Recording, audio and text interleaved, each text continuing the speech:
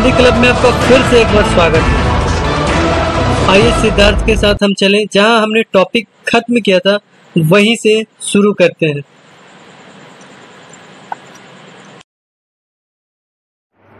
अब मैं दोस्तों चैप्टर 4 की बात करने जा रहा हूँ। चैप्टर 4 के बारे में बात करने से पहले मैं आप लोगों से एक छोटा सा अनुरोध है, अगर आपको यह वीडियो पसंद आ रहा हो तो आप इसे लाइक और शेयर ज़रूर करें और कमेंट बॉक्स में अपनी जो प्रतिक्रिया है वो अवश्य दें, ताकि इससे अच्छी वीडियो हमें बनाने का मौका मिले। आपकी सुझावों का मैं स्वागत करता हूं और अपने सुझाव अवश्य दें।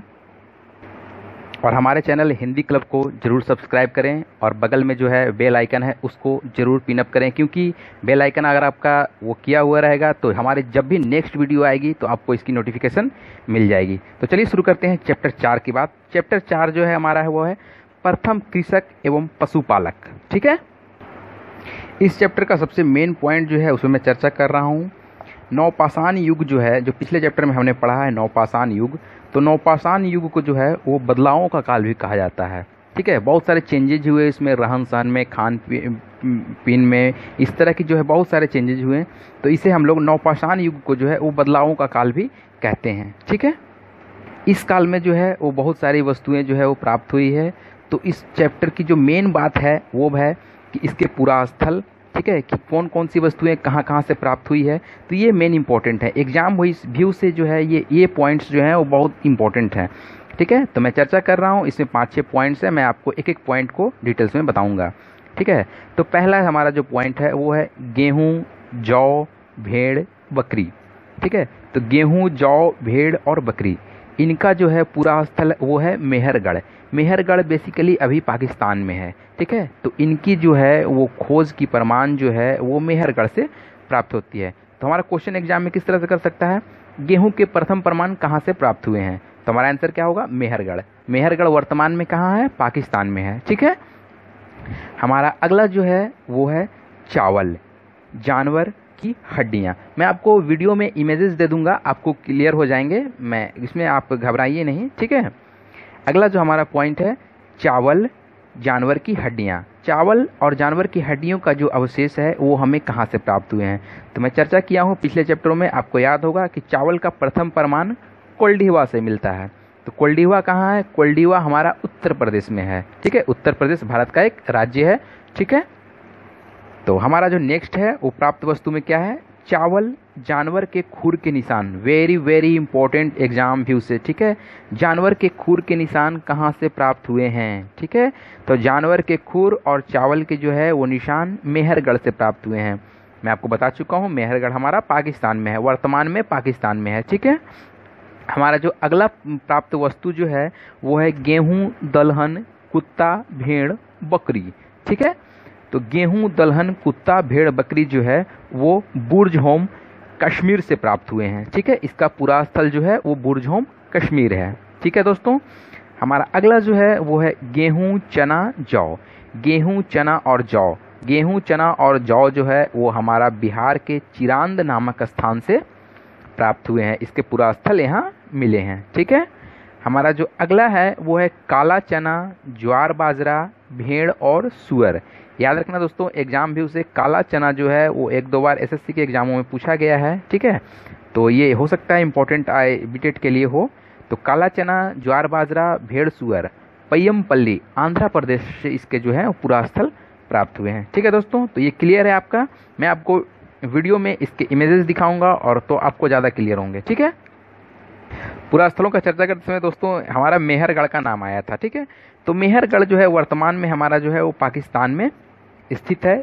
यहाँ से सबसे पहले गेहूं, जौ के उगाने और पशु पालने के साक्ष्य जो है वो मिले हैं। और मेहरगढ़ से एक और इम्पोर्टेंट जो चीज़ है यहाँ पास मैं बता दे रहा हूँ आपको, एग्जाम व्यू से आप इसको जान लें, यहाँ पास आयताकार एवं चौकोर घरों के साक्ष्य मिले हैं। आयताकार एवं चौकोर घरों के साक्ष्य मिले हैं, जिससे यह प्रमाण मिलता है कि यहाँ मृतकों के दफनाने के साक्ष्य भी मिलते हैं। ठीक है, हमारा एक और मेन पॉइंट जो था वो चिरांद से संबंधित था। चिरांद का मैं बताया था आपको कि चिरांद जो है वो बिहार में है। यहाँ से गेहूं, चना और जौ के जो है पूरा स्थल के प्रमाण मिले हैं। तो चिरांद जो है बेसिकली यह पूरा स्थल बिहार के छपरा जिला में है।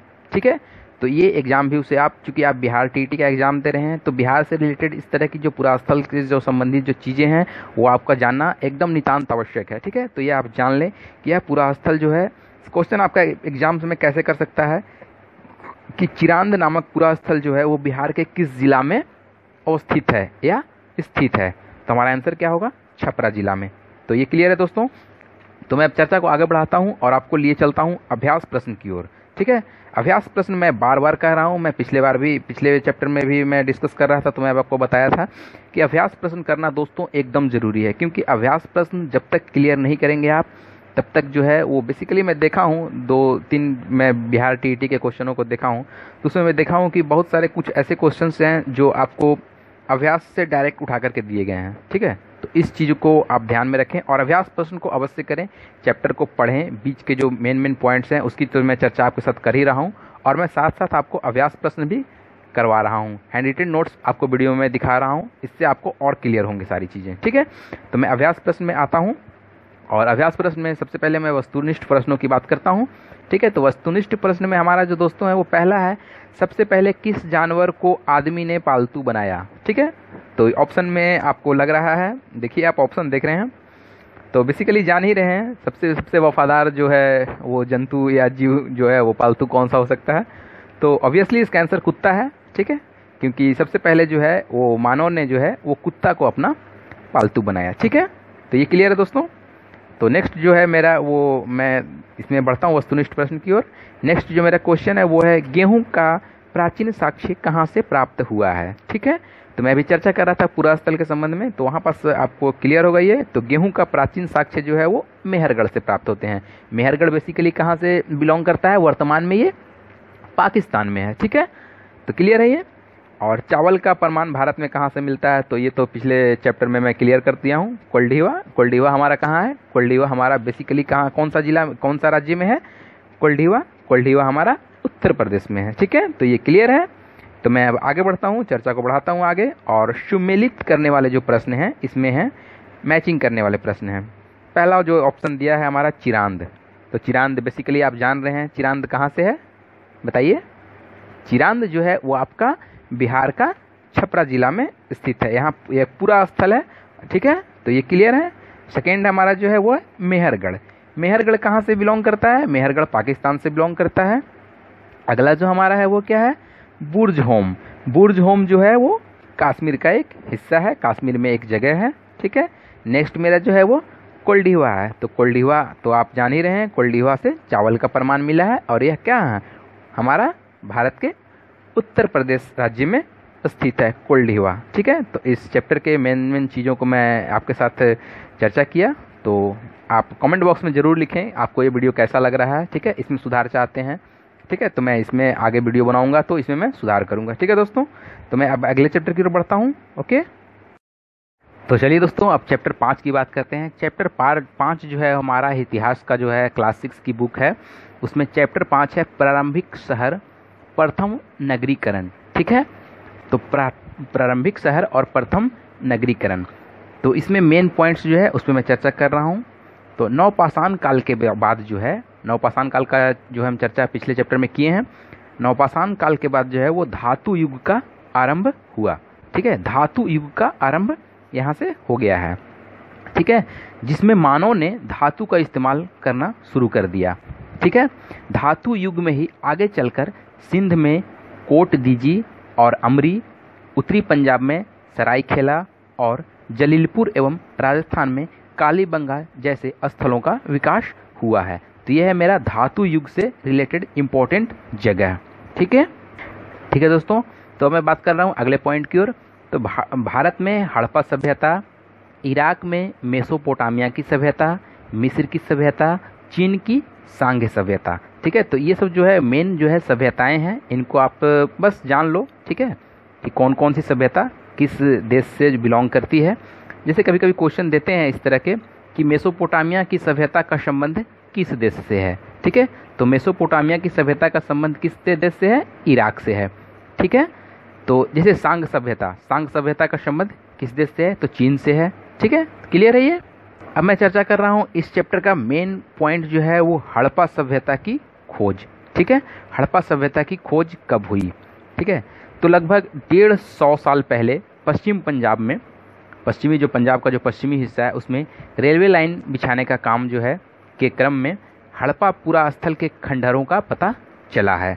ठीक है, तो कब पता चला है? लगभग 150 वर्ष पहले। ठीक है, सन 1921 ईस्वी में पुरातत्वविदों ने इस स्थल का व्यवस्थित उत्खनन किया, तब जाकर हमें पता चला, ठीक है, कि इस तरह की जो एक सभ्यता है वह यहाँ विकसित हुई थी कुछ दिनों पहले।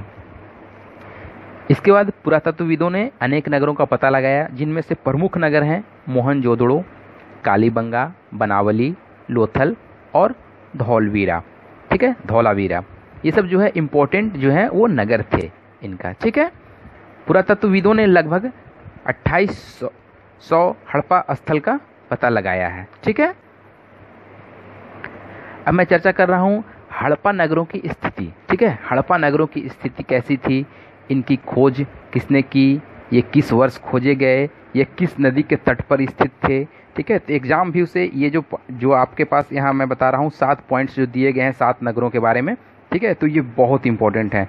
तो मैं एक एक पॉइंट को चर्चा कर रहा हूँ, मैं इमेजेस आपको दिखा रहा हूँ, इसमें आप देखिए बहुत सारा चीज़ ये क्लियर हो जाएगा। एग्जाम व्यू से बहुत इंपॉर्टेंट चीज़ है ये, हड़प्पा नगरों की स्थिति को जानना बहुत ज़रूरी है। ठीक है, तो हमारा जो पहला नगर है वो है हड़प्पा। हड़प्पा की खोज दयाराम साहनी ने वर्ष 1921 में की थी। किस नदी के तट पे की थी या कौन सा नदी का तट था? तो रावी। तो क्वेश्चन कैसे एग्जाम में आएगा? क्वेश्चन एग्जाम में बहुत सारे एग्जामिनर जो है बहुत तेज़ है, क्वेश्चन को घुमा कर देता है। पूछता है कि 1921 में किस सभ्यता की खोज हुई थी या किस नगर की खोज हुई थी, वह किस नदी के तट पर स्थित है। ठीक है, तो 1901 में क्या है, हड़प्पा की खोज हुई थी, खोजकर्ता दयाराम साहनी थे, नदी का तट कौन सा था? रावी। क्लियर है ये। नेक्स्ट मेरा जो नगर है वो है मोहनजोदड़ो। ठीक है, मोहनजोदड़ो का खोजकर्ता जो है वो राखलदास बनर्जी हैं। 1922 ईस्वी में इन्होंने इसे खोजा, और कौन सा नदी के तट पे खोजा? तो सिंधु नदी के तट पे खोजा। क्लियर है। नेक्स्ट नगर की ओर मैं बढ़ता हूँ, कालीबंगा। कालीबंगा की खोज जो है वो ब्रजवासी लाल ने किया 1961 ईस्वी में। नदी का तट कौन सा था? घग्गर। तो क्लियर है ये। हमारा अगला जो नगर है वो है लोथल। ठीक है, लोथल के जो है खोज वो रंगनाथ राव ने किया 1954 ईस्वी में। ठीक है, कौन सा नदी का तट था? भोगवा। ठीक है, नेक्स्ट नगर जो है वो मेरा है धौलावीरा। धौलावीरा का खोज जो है RS बिष्ट ने किया 1989 से 90 के बीच में। यहाँ पास जो है BTBC की जो बुक है, यहाँ पास नदी की तट का जो है इन्होंने जिक्र नहीं किया है, यहाँ ब्लैंक रखा है इसे। ठीक है, अगला जो है हमारा नगर है वो है चनहुदड़ो। ठीक है, चनहुदड़ो का खोज जो है वो गोपाल मजमुदार ने किया 1931 ईस्वी में। ठीक है, सिंधु नदी के तट के आसपास का ये नगर था। ठीक है, हमारा अगला जो नगर है दोस्तों वो है रंगपुर। ठीक है, रंगपुर का खोज जो है वो माधव स्वरूप वत्स ने किया वर्ष 1931 से 1953 का ये ड्यूरेशन है। ठीक है, तो कौन सा नदी के तट पे किया? इसमें है मादर नदी के तट पे किया। ठीक है, तो ये नगर, इनके खोजकर्ता और वर्ष।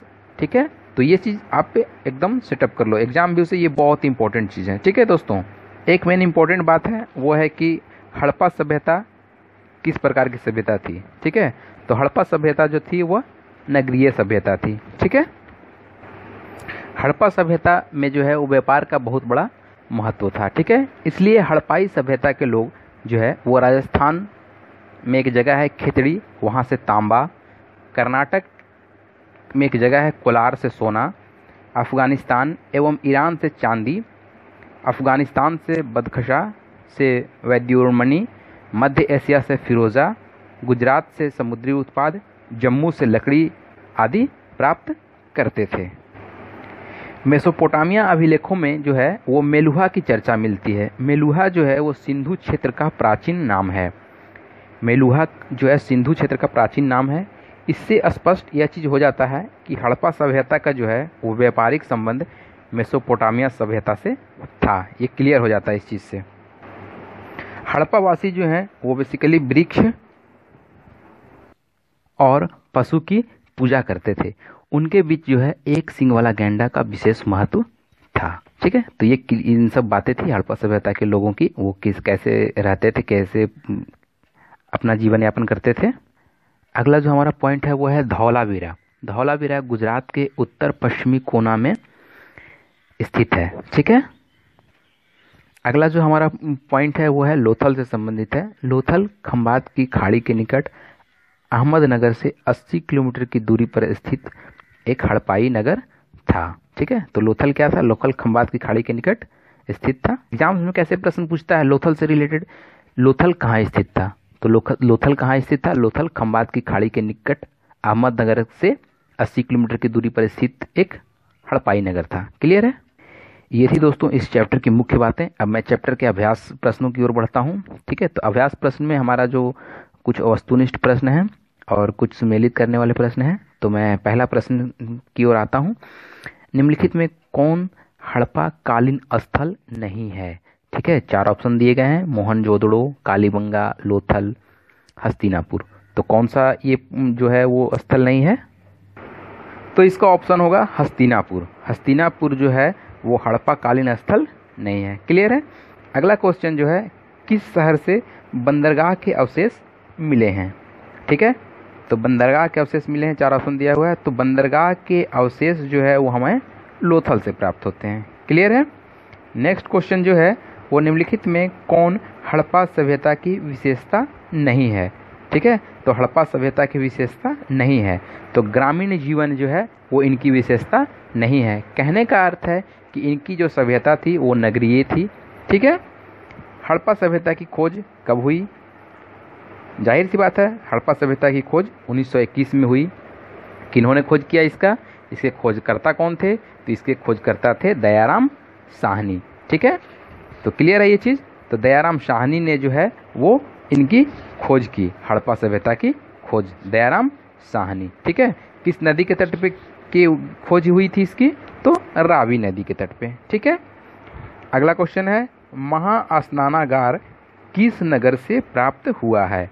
महास्नानागार एक ऐसा जगह था, बहुत बड़े जगह पे इस तरह का स्नान करने की जो है वो स्नानागार जिस तरह का रहता है वो व्यवस्था वहाँ पास थी। बहुत बड़ा पैमाना पे वो था, बहुत बड़ा ही व्यवस्थित ढंग से वो बनाया हुआ था। तो ये जो है वो हमें मोहनजोदड़ो से प्राप्त हुई है। ठीक है। आगे बढ़ता हूँ और इसमें सुमेलित करने वाले प्रश्न हैं। पहला जो दिया है वो दिया है सोना। सोना का जो संबंध है वो कर्नाटक से है, कोलार से मैं चर्चा किया हूँ।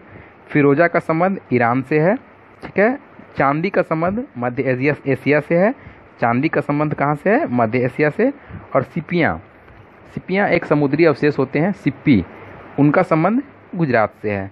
तो इस तरह से हमने देखा कि हमारा जो है वो चैप्टर 5 जो है वो क्लियर हो गया है। अब मैं अगले चैप्टर की ओर बढ़ता हूँ। ठीक है। क्लियर है सब कुछ ना? और कमेंट बॉक्स में अपना कमेंट जरूर दें। आपका मैं स्वागत करता हूँ आपके कमेंट्स का। ठीक है। ताकि मैं बेहतर से बेहतर वीडियो आपके लिए बना सकूँ। ठीक है। अब मैं चैप्टर 6 का चर्चा कर रहा हूँ आपके साथ। चैप्टर 6 जो है BTBC के बुक में जो है वो जीवन के विभिन्न आयाम के नाम से है। ठीक है। तो इसमें जो है वो मेन पॉइंट्स को मैं ध्यान में रख के चर्चा को बढ़ाता हूँ आगे। तो इसमें मेन पॉइंट्स जो है वो है वैदिक साहित्य। ठीक है। वैदिक साहित्य 2 श्रेणियों में विभक्त है। ठीक है। पहला जो है वो पूर्व वैदिक या ऋग वैदिक साहित्य। ठीक है। 1500 से 1000 ईसा पूर्व। ठीक है। दूसरा जो है वो उत्तर वैदिक साहित्य। ठीक है। 1000 से लेकर के 600 ईसा पूर्व तक। ठीक है। इसमें एक मेन चीज़ है वो मैं आपको बताता हूँ कि पूर्व वैदिक साहित्य के अंतर्गत ऋग्वेद को रखा जाता है। वैदिक साहित्य को 2 श्रेणी में हम लोग बांटते हैं, पूर्व वैदिक या ऋग्वैदिक साहित्य और अगला उत्तर वैदिक साहित्य। ठीक है। तो पूर्व वैदिक साहित्य के अंतर्गत ऋग्वेद को रखा जाता है। क्लियर है ये? जबकि तीनों जो और वेद बचे हैं उनको जो है वो उत्तर वैदिक साहित्य के अंतर्गत रखा जाता है। तो ये चीज़ मैं आपको बताता हूँ कि वेद कितने हैं। तो वेद मेरे 4 हैं। ठीक है। वेद 4 हैं, ब्राह्मण 9 हैं, अरण्यक 6 हैं, प्रारंभिक उपनिषद 13 हैं और कुल उपनिषद कितने हैं? 108 हैं। तो एग्जाम व्यू से ये चीज़ आप जान लें, ये बहुत आवश्यक चीज़ है। वेद 4 हैं, ब्राह्मण 9, अरण्यक 6, प्रारंभिक उपनिषद 13, कुल उपनिषद 108। ये क्वेश्चन मैं देखा हूँ, मैं अभी देख रहा था कुछ देर पहले। तो इस तरह का क्वेश्चन जो है वो हमारे कुल उपनिषद कुल उपनिषदों की संख्या क्या है। ठीक है, मैं देखा हूँ, तो ये चीज़ें जो है वो काफ़ी इम्पोर्टेंट हैं, तो इसको आप ध्यान रखें। ठीक है, अगला जो मेन चीज़ है वो है कि वेद की भाषा को प्राक संस्कृत या वैदिक संस्कृत कहते हैं। अब आगे बढ़ते हैं हम। ऋग्वैदिक काल, ऋग्वैदिक काल का ड्यूरेशन क्या था, इसकी अवधि क्या थी। ठीक है, तो ऋग्वैदिक काल का जो ड्यूरेशन है वो है 1500 से लेकर 1000 ईसा पूर्व तक का जो है वो है ऋग्वैदिक काल का ड्यूरेशन था। ठीक है, ऋग्वैदिक काल में जो है आर्य लोग जो थे उनका मुख्य पेशा जो है वो पशुपालन था। ठीक है, क्लियर है ये चीज़, ऋग्वैदिक काल क्लियर है, इनकी वेद यहाँ पर क्लियर है ये ऋग्वैदिक काल। अगला जो है वो क्या है, उत्तर वैदिक काल। उत्तर वैदिक काल का ड्यूरेशन क्या है मेरा, 1000 से 600 ईसा पूर्व तक। क्लियर है ये चीज़ ना। इस चैप्टर का एक मेन जो पॉइंट है मैं उस पर अब चर्चा करता हूँ। इनाम गांव का चर्चा इसमें किया गया है। इनाम गांव एक ताम्रपाषाण बस्ती। ठीक है, तो इनाम गांव क्या है, इनाम गांव जो है वो महाराष्ट्र राज्य में घोड़ नदी के तट पर स्थित एक ताम्रपाषाण बस्ती है। ठीक है, इस जगह पर 3600 से 2700 साल पहले लोग रहा करते थे। ठीक है, जो वैदिक आर्यों के समकालीन थे। ठीक है, इस तरह दोस्तों मेरा चैप्टर जो 6 है वो समाप्त हो गया है। अब मैं अभ्यास प्रश्नों की ओर आपको लिए चलता हूँ। अभ्यास प्रश्नों में हमारा पहला जो अभ्यास प्रश्न है वो है वेदों की कुल संख्या कितनी है। ठीक है, ऑप्शन देखिए आप, वेदों की कुल संख्या 4 है। पुरुष सूक्त किस वेद में है, very very very important question. पुरुष सूक्त, ऐसा क्वेश्चन मैं अभी थोड़ी देर पहले सीटेट के एग्जाम्स पेपर में देख रहा था, प्रीवियस ईयर पुरुष सूक्त का चर्चा था उसमें, और पुरुष सूक्त किस वेद में है, तो पुरुष सूक्त जो है हमारा ऋग्वेद में है। ठीक है, ऋग्वैदिक काल का प्रमुख व्यवसाय क्या था। ठीक है, तो ऋग्वैदिक काल का जो है हमारा प्रमुख व्यवसाय था पशुपालन। ठीक है, क्लियर है, ये ऑब्जेक्टिव क्वेश्चन है। देखिए आप, इनाम गांव किस राज्य में स्थित है। अभी मैं थोड़ी देर पहले आपसे चर्चा किया हूँ कि इनाम गांव कहाँ है, वो महाराष्ट्र में स्थित है। ठीक है, आगे देखते हैं दोस्तों, इसमें फिलअप है। ठीक है, फिलअप को हम करते हैं। पहला फिलअप हमारा क्या है, आर्यों का विस्तार बिहार के खाली स्थान नदी तक था। तो आर्यों का विस्तार जो है वो बिहार के गंगा नदी तक था, तो इसमें क्या भराएगा, गंगा। ठीक है, अगला जो है फिलअप है, सबसे प्राचीन वेद खाली स्थान है। तो सबसे प्राचीन वेद कौन सा है, ऋग्वेद है। ठीक है, तो इसमें क्या फिलअप होगा, ऋग्वेद। ठीक है, अगला जो हमारा क्वेश्चन है वो है ऋग्वैदिक आर्य खाली स्थान अनाज पैदा करते थे। तो ऋग्वैदिक आर्य जो है वो यौ पैदा करते थे। यौ जो है वो यौ को जो है, यौ का उल्लेख जो है या इसकी जो पहचान है वह जौ के रूप में की गई है। ठीक है, तो ऋग्वैदिक आर्य जो है क्या है, अनाज या जौ जो है अनाज पैदा करते थे। अगला जो है फिलअप है वो इनाम गांव खाली स्थान बस्ती है। तो इनाम गांव कैसी बस्ती है, ताम्र बस्ती है। ठीक है, तांबे की बस्ती है, ताम्र बस्ती है। ठीक है, अगला जो हमारा फिलअप है वो है वैदिक कबीले के प्रधान को खाली स्थान कहा जाता था। वैदिक कबीले के प्रधान को क्या कहा जाता था, तो वैदिक कबीले के प्रधान को राजन कहा जाता था। ठीक है, तो इस तरह से क्लियर है मेरा ये चैप्टर। ठीक है, अब मैं अगले चैप्टर की ओर बढ़ता हूँ।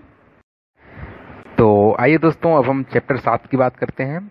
चैप्टर 7 जो है वो है मेरा प्रारंभिक राज्य।